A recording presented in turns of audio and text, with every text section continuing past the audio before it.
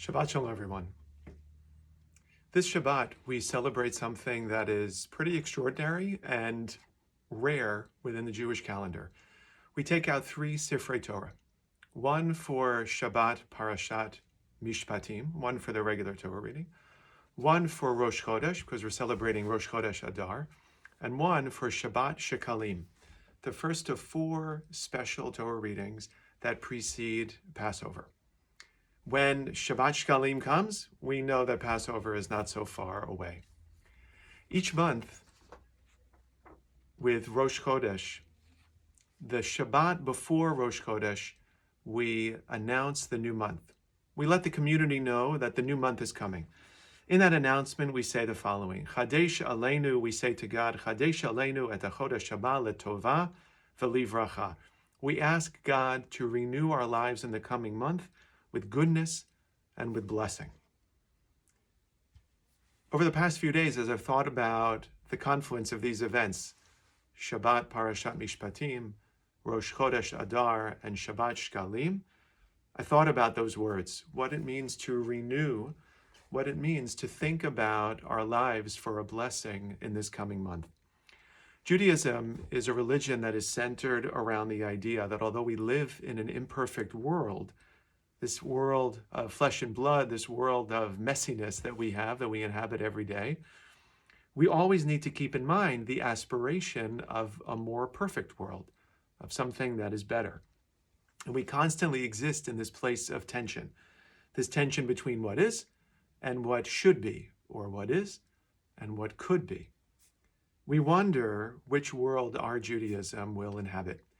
We wonder which world we will spend most of our time.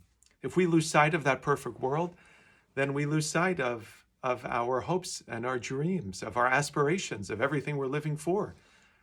But if we hold on to that dream too much, if we leave the world of flesh and blood and go into that other place of perfection where everything is wonderful, then we lose hold of society and of reality.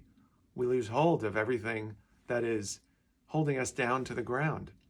We live out there somewhere, but not here with real people in a real community where we can make an impact. We just read over the past few weeks about the Israelites leaving Egypt, about the Israelites not only leaving Egypt, but of the Israelites making a stand for freedom.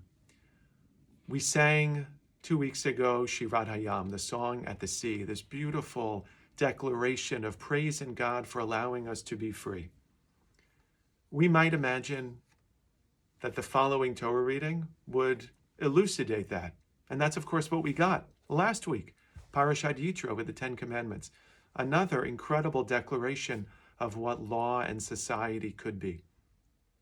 This week, we would expect that vision to continue, and in a way, that's what we get. Parashat Mishpatim is, more than anything else, a collection of laws. And yet, that collection of laws begins with the laws of slavery.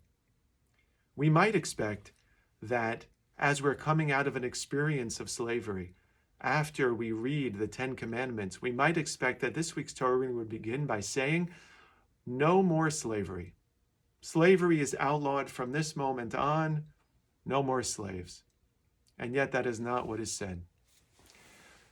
We instead have a declaration of what slavery should look like, how the slaves should be treated, a distinction between Canaanite slaves and Israelite slaves, Eved Ivri, which would be much more what we think of as indentured servants, rather than Canaanite slaves, which is sort of real slavery, akin to what happened in Egypt, akin to what we know of from American history as real, true slavery. We might expect that the Torah would outlaw slavery outright, and yet perhaps there's a lesson in the fact that it does not. Perhaps the lesson is that we can't reach too far. Like I was saying about that perfect, the distance between the imperfect where we are and the perfect where we hope to be. Maybe the lesson of slavery still being allowed in the Torah is that the perfect was just too far away for the Jews of that time, for the ancient Israelites, and they needed to hold on to slavery for just a little while longer.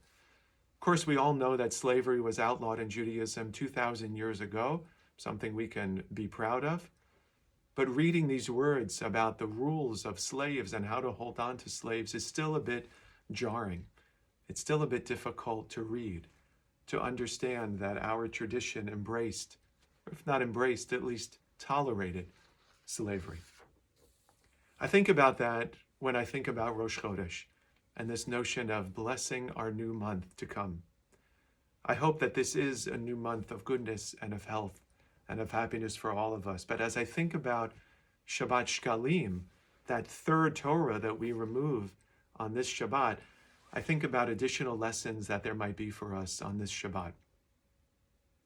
Shabbat Shkalim celebrates the giving of a half shekel in the ancient Jewish world, both as a way to raise money for the Beit HaMikdash, for the temple in Jerusalem, for the tabernacle in the desert, and as a way to take a census to know how many people there were in the ancient Israelite army.